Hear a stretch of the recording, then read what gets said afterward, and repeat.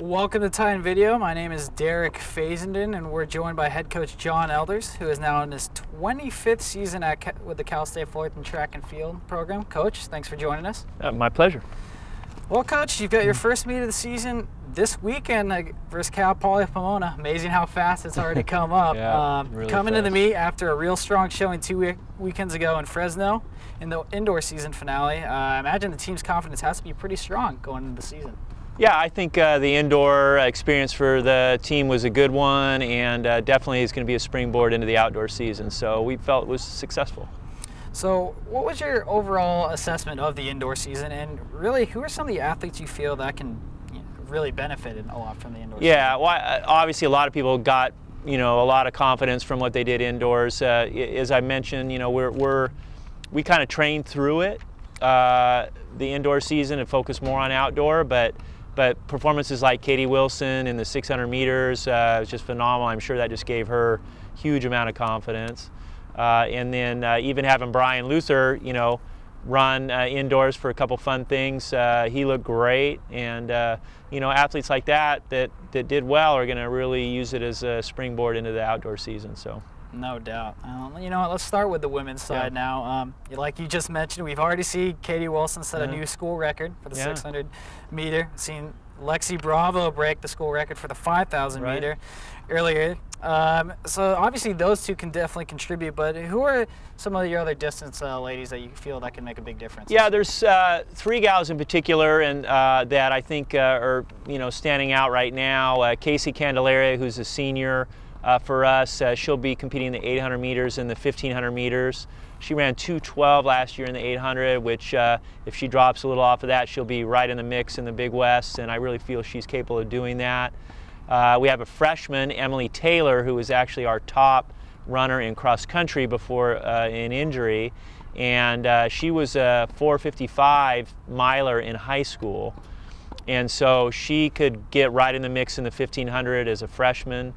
And then Katie Bathgate, who was our #2 runner in cross, she has just really improved a lot this year, and she's going to compete in the steeple, in the 3,000 meter steeplechase. So we feel like she has a shot of doing something in that event. So yeah, it's pretty solid group, and we're excited about them.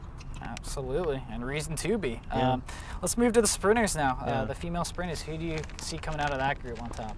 Well, the female sprint group is the core of our program right now. We had a lot of success last year, especially with Katie Wilson and Ashley Sims and Morgan Thompson. All three finished in the top in 2 events in the sprints last year. Katie in the 400 and the 200, Ashley in the 1 and the 2, and Morgan in the 4 and the 2. So, and Morgan was actually named Big West Female Freshman of the Year. So that's a really strong core returning gals. And then we have a couple new gals, Jasiri Blake and Alexandria Stewart, that should add even more depth to the women's sprint crew. So we're looking forward to that.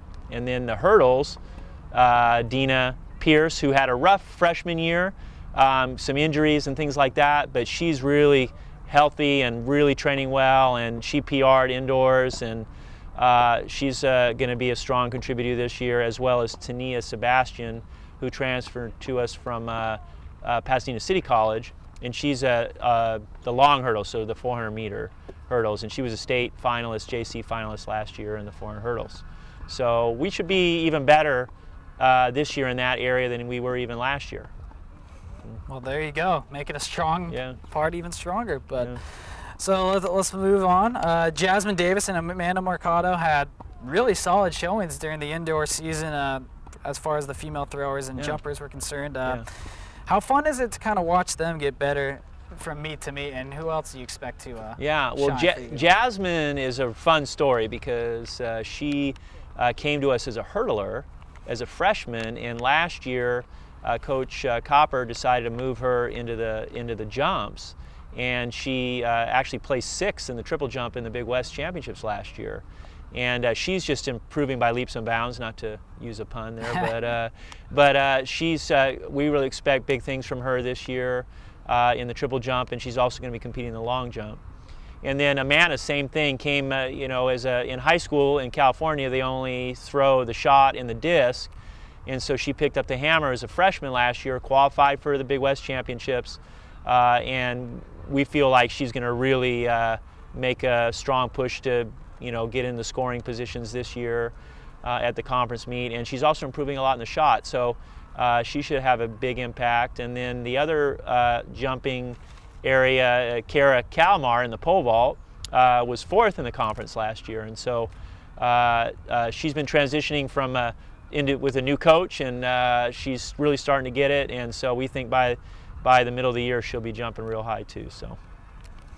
Well, now technically there's no men's indoor team at Cal State Fullerton. So, what are kind of the ways you kind of like to keep your guys in fit for the outdoor season? How do they train?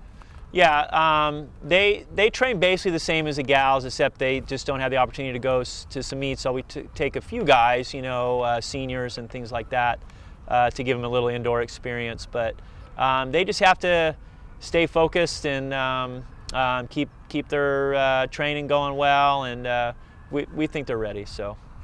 Well, I know we've talked before about this, and there's some guys that you're pretty fired up about. Who are some of the distance runners you expect to do well? On the distance side, there's a few guys. Jason Perez is someone really to watch. Jason's a third-year guy for us, and he's going to be focusing on the steeplechase. And we really feel like he can make a real strong run in the conference in the steeple. He picked it up a little bit last year, and really has a passion, has really worked on his hurdling, and we think he's going to do a great job. And then Brandon Cook is a middle distance guy for us last year. He was our fastest 800-meter runner last year at 1:53. And Brandon's in fantastic shape, and I really think Brandon will make a jump this year and really contend for you know, scoring positions in the 800 meters. So, and then one other guy that worth mentioning is we have a transfer from University of Washington, Sean Krinick, who was actually in high school at Valencia High School across the freeway, the national high school champion in 800 meters. And Sean is coming back from injuries and, you know, those kind of things. And so I'm really excited about him and the potential that he has.